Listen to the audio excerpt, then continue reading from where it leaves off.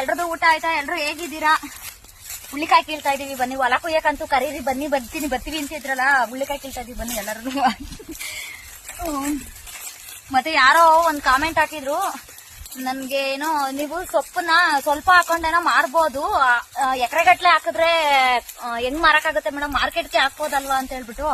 ಸೊಪ್ಪನ್ನ 4 ಎಕರೆ 5 ಎಕರೆ ಹಾಕೊಂಡು ಸೇಲ್ ಮಾಡಕ್ಕಾಗುತ್ತಾ? 4 ಎಕರೆ 5 ಎಕರೆ ಸೊಪ್ಪನ್ನ ಹಾಕಕ್ಕಾದ್ರೂ ಹಾಕುತ್ತಾ ಹೋಗ್ಲಿ, ಹಾಕಿದ್ರು ಅದು ಟ್ರಾನ್ಸ್ಪೋರ್ಟ್ ಮಾಡೋರಿಗೆ ಮಾತ್ರನೇ ಅದ್ ಸಾಧ್ಯ.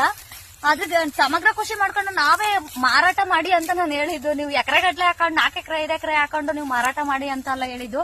ದಯವಿಟ್ಟು ಅದನ್ನ ತಪ್ಪಾಗಿ ತಿಳ್ಕೊಬೇಡಿ. ಎಕರೆಗಟ್ಲೆ ಹಾಕೋರು ಏನಿದ್ರು ಟ್ರಾನ್ಸ್ಪೋರ್ಟ್ ಬೇರೆ ಕಡೆ ಸಪ್ಲೈ ಮಾಡೋದಾದ್ರೆ ಮಾತ್ರನೇ ಹಾಕೋಬೇಕು. ನಮ್ಮ ಮನೆಯಲ್ಲಿ ನಾವೇ ಕೆಲಸ ಮಾಡೋದಕ್ಕೆ ಕೂಲಿ ಆಳಿಟ್ಕೊಂಡು ಸೊಪ್ಪು ಬೆಳೆದು ನಾವು ಕೂಲಿ ಕೊಟ್ಕೊಂಡು ಸೊಪ್ಪು ಬೆಳೆದು ನಾವೇ ಮಾರ್ತೀವಿ ಅಂದ್ರೆ ಅದಾಗತ್ ಕೆಲಸ.